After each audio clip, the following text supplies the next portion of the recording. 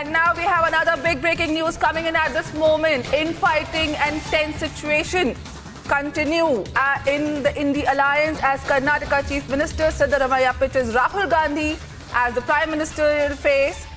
This even as Mamata has proposed Mallikarjun Kharge's name for the PM race. There seems to be no end to the rise of the India alliance partners as they continue this infighting among them. Now the latest that has come up is Siddaramaiah pitching Rahul Gandhi's name for the Prime Minister's chair for general elections 2024, while recently in the fourth meeting that was conducted, Mamata Banerjee had suggested otherwise. Listen in.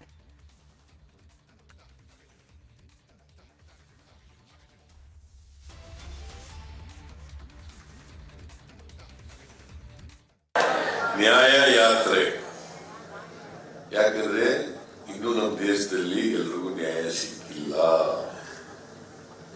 ಎಲ್ರಿಗೂ ನ್ಯಾಯ ಸಿಗ್ಬೇಕು. ಹಿಂದುಳಿದವರಿಗೆ, ದಲಿತರಿಗೆ, ಅಲ್ಪಸಂಖ್ಯಾತರಿಗೆ, ಮಹಿಳೆಯರಿಗೆ ಎಲ್ರಿಗೂ ನ್ಯಾಯ ಸಿಗ್ಬೇಕು. ಅದಕ್ಕೋಸ್ಕರವಾಗಿ ಇಡೀ ದೇಶದಲ್ಲಿ ಜಾಗೃತಿ ಮೂಡಿಸ್ತಕ್ಕಂಥ, ನ್ಯಾಯಕ್ಕಾಗಿ ಹೋರಾಟ ಮಾಡ್ತಕ್ಕಂಥ, ನ್ಯಾಯ ಸಿಗಬೇಕು ಈ ವರ್ಗದ ಜನರಿಗೆ ಅಂತ ಹೇಳಿ ಇವತ್ತು ಪಾದಯಾತ್ರೆಯನ್ನು ಮಾಡ್ತಾರೆ. ಅಂತ್ಯವ್ರ ಕೈಗೆ ಅಧಿಕಾರ ಹೋಗ್ಬೇಕು, ಇಲ್ಲ ನರೇಂದ್ರ ಮೋದಿ ಅವ್ರ ಕೈಗೆ ಅಧಿಕಾರ ಹೋಗ್ಬೇಕ, ರಾಹುಲ್ ಗಾಂಧಿ ಅವ್ರ ಕೈಗೆ ಅಧಿಕಾರ ಹೋಗ್ಬೇಕ, ನರೇಂದ್ರ ಮೋದಿ ಅವ್ರ ಕೈಗೆ ಹೋಗ್ಬೇಕು.